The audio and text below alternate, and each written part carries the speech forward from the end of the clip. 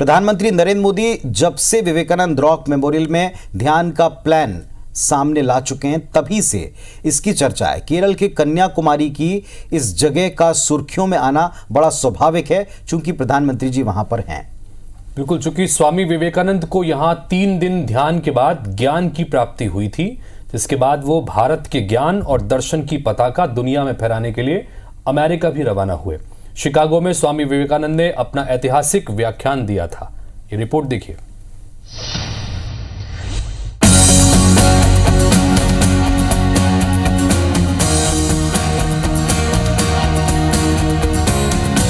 भारत के सुदूर दक्षिण में स्थित ऐतिहासिक और धार्मिक शहर कन्याकुमारी।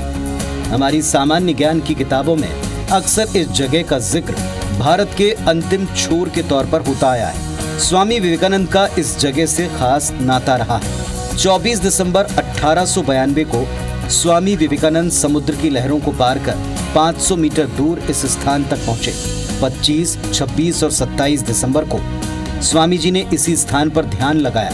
ऐसा माना जाता है कि शिकागो के विश्व धर्म सम्मेलन में जाने की प्रेरणा उन्हें इसी स्थान पर ध्यान के बाद मिली। पीएम मोदी यहाँ 45 घंटे का ध्यान लगाने वाले हैं। आइए अब जरा कन्याकुमारी और विवेकानंद रॉक के महत्व को भी समझते हैं। स्वामी विवेकानंद ने यहीं ध्यान किया था।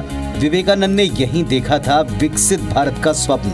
हिंदुओं के लिए यह स्थान काफी पवित्र माना जाता है। अरब सागर, बंगाल की खाड़ी और हिंद महासागर का संगम स्थल है ये जगह। सूर्योदय और सूर्यास्त देखने के लिए एक अद्भुत स्थान है। विवेकानंद रॉक मेमोरियल के नाम से ये स्थान विश्व में प्रसिद्ध है।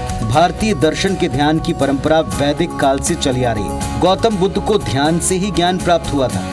विवेकानंद जी को भी इसी से प्रेरणा मिली। पीएम मोदी भी अब यहाँ से अगले 3 दिन ध्यान की मुद्रा में रहेंगे। पीएम मोदी ने साल 2019 में लोकसभा चुनाव में प्रचार की समाप्ति के बाद ध्यान के लिए महादेव की शरण में केदारनाथ पहुंचकर इसी तरह ध्यान लगाया था और अब की बार वे मां पार्वती की शरण में कन्याकुमारी पहुंच गए हैं। Election desk, IBC 24।